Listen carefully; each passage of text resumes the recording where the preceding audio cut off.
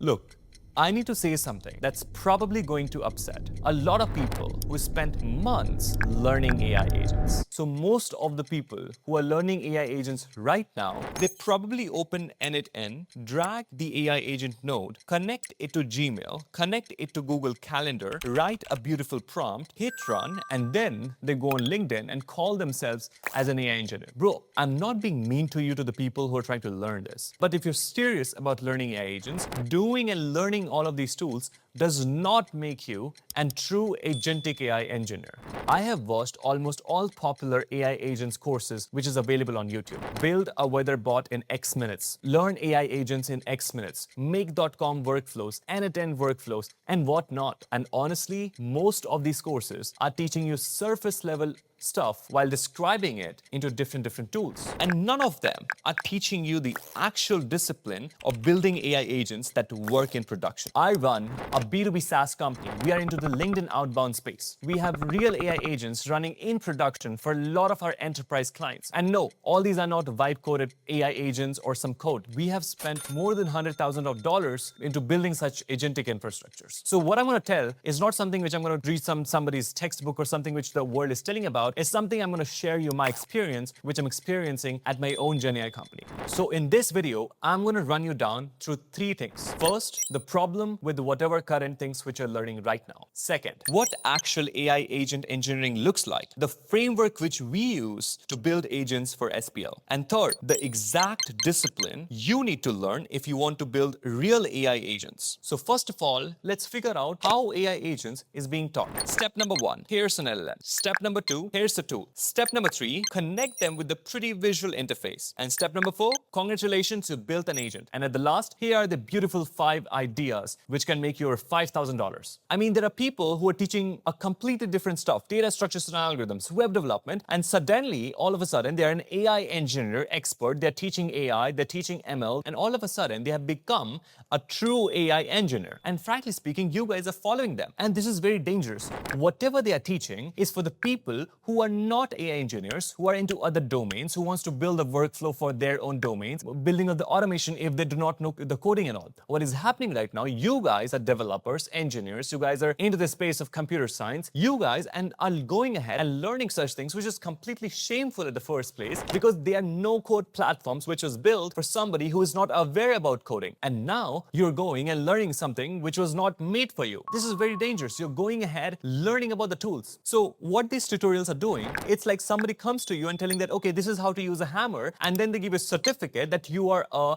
carpenter. You just know how to swing the hammer. You don't know anything else apart from it. These tutorials skip the entire hard part of the work, every single one of them. They jump straight from here's an LLM to drag this node. They never show the thinking that happens before you touch any tool. There are three things which are actually missing from all these AI agent tutorials. Number one, nobody teaches you how to look at a real business workflow and decompose it. You actually go ahead and sit with that particular founder. You watch the human do the work, count the 15 steps which they're doing without realizing it, and figure out which steps are mechanical, which steps requires judgment, which steps requires human, which steps can be automated by a simple rule-based formula, which step requires LLM. You decompose the entire steps into these things. And that's your first job, is to look at the messy workflow and see that how you can design an architecture in the first place. Let's say that you go to somebody and say, hey, what do you do into a single day? What he will do, he'll say, okay, I just do my job, because they're naturally fit into that. And most of the businesses right now, they're naturally fit into that. Your job is to go and take out the micro decisions which keeps on happening while doing that particular job, and then converting that micro decisions into the steps, and that steps eventually converts into something which is known as converting them to the true architecture. Number two, nobody teaches you when to use an LLM versus when to use a deterministic ML model versus when to use a simple idea, because LLMs are just very shiny piece of object. I have seen that for anything, they're just throwing off an LLM to just make it work. Now, if you imagine, LLMs are just next token prediction models, and 99% of the cases, it works good, but that 1% of the cases, once occurs bad, you lose the entire business out of it. Where deterministic ML models will do much more better job at this point of time. Sometimes you do need a simple review agent to figure out without the need of an LLMs.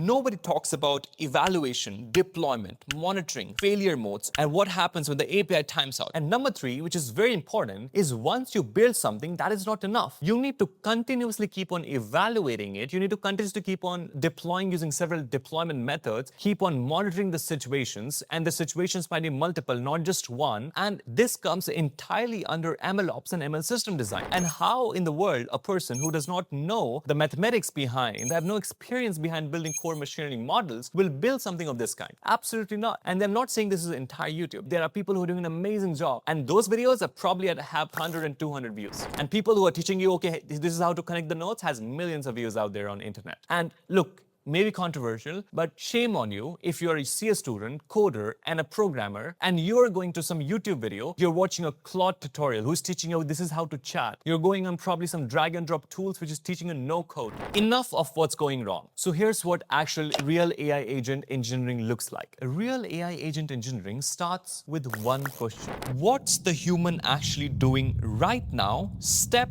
by step, that I'm trying to replace? Literally, a human who is doing his job, he also does not know what is the micro decisions which is going into his head. You need to be able to come with a step-by-step actionable plan and create that decision loops which is happening into that particular human when he makes or does any sort of work. So let's take a simple example. One of my students got a hospital client and the brief was simple. Build us an AI agent that handles patient inquiries. Now, if you understand it, this is pretty simple. You can just call an LLM, you can build some in a workflow, and then probably any user comes in, it goes through LLMs with some prompts written and outputs inquiries. Now, here's what that particular student did by following a specific design pattern. So previously, before this AI agent, it was a human handling the queries, right? He sat with them, he converted the particular mind into several micro decisions out there and the steps out there. There was several 15 different micro tasks. For example, reading the message, classifying urgency, checking if it is an existing patient, pulling history from the database, deciding if this is a doctor question or an admin question, checking if there is a doctor available or not, drafting a response in the right tone, routing to the right person if it's serious, and updating the CRM, and so on. And if you look at these steps closely, each of these steps is either a deterministic machine learning, which is basically your core ML, your simple rule-based formulas, your LLMs for actually generating the responses and making it a true deterministic AI agent model, which never hallucinates.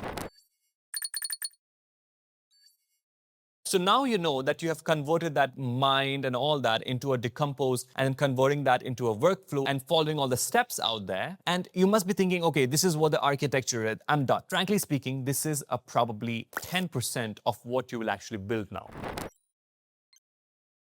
First and foremost, evaluating how well your model will and is performing in production or serving environment. So what is evaluation for agent? It's basically a test suite to test if your agent will likely perform best when it actually goes into the production. You collect 50 to 100 real examples from the actual workflow. We just look at the past data, see that what was the real questions of the customer, see what was the real answers from our side, etc., etc. And then you run your AI agent against every single one of them without showing him the actual answers, because you already have the answers. In the machine learning term, we call this a ground truth. But you make a prediction with this AI agent and then compare with the ground truth and see that if it is performing well or not. And there are several evaluation metrics. And frankly speaking, it's something which you guys, if you are from core machine learning background, you probably already know this. And if you do not evaluate how well your model is, you have a vibe and you cannot write how well it is classically performing.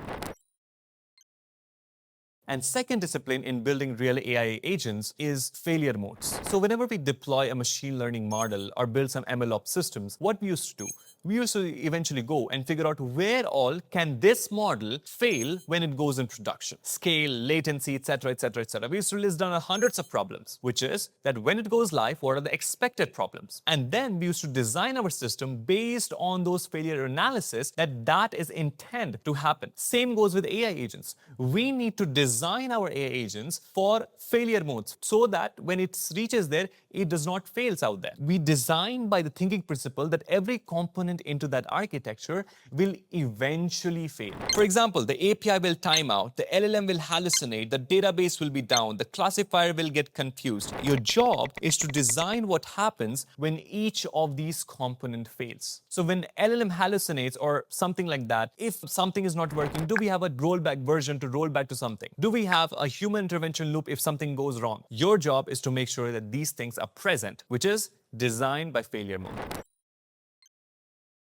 Most of the AI agents do not even think about human in the loop. Human in the loop is one of the most, I think, sexiest factor in building AI agents. Human loves to be in the loop of AI agents, to make it actually better, to give it a human taste. If your agent does not include human in the loop, you're cooked. I mean, you cannot have an AI agent doing all sort of tasks if there is no humans to either approve or probably help it to improve its own responses. And that's why human, when it comes, it adds its own creativity, judgment, and taste into that particular AI agent. If your agent do not remember what it has talked about that particular thing, maybe a week ago or 2 weeks ago, it might not know about it. So you must be thinking, okay, I'll implement RAG. Most of the times, there are several other memory layers which actually help you to take persistence memory at a much more effective rate. We were working on a content engine, which was a self-improving content engine, which was powered by the reinforcement learning algorithms. And what it was doing, it was going on the internet, it was looking at few of the ideas on in the internet, wherever we used to say, okay, we want to post about X thing, go on Reddit and all the platforms and figure out the things which will go very viral. And then it used to take that out, and then it used to take my master doc and my thinking and then write the script out there and then post it. Now, here's what used to happen is when it used to post it on LinkedIn, it used to also monitor what is the human retention at that point of time, how human is looking at a particular post, what is the impressions, what is the likes, what people are talking about it. And based on that, it used to craft its next post. And not just LLM API call, a true reinforcement learning architecture, it used to come to a human and ask for 4 different versions of it. And you must be seeing GPT asking, hey, can you tell me response 1 is good or response 2? When it asks response 1 and 2, they're also training their model. And it never used to repeat the same thing. It always got better by having the reinforcement learning with human feedback. And that's what I mean by memory and feedback loop.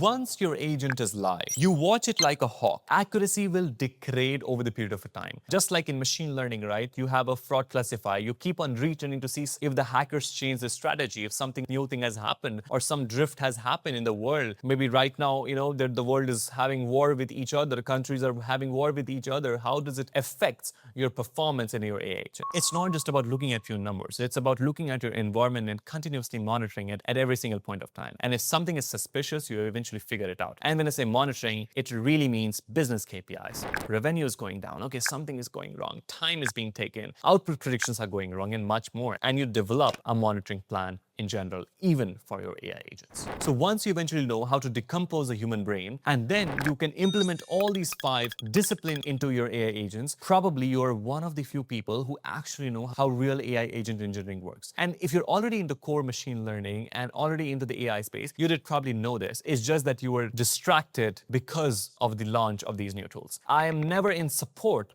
of learning tools. Tools are easy. Coding is damn easy now. You just need to have what human excels at: judging, architecting, and taste. I hope it gives you a little bit of ideas. I'll be coming up with the more videos around it, that how to use AI to write code in the way to actually write code, and much more other videos in the next set of tutorials. Till then, I will see you around. Bye-bye.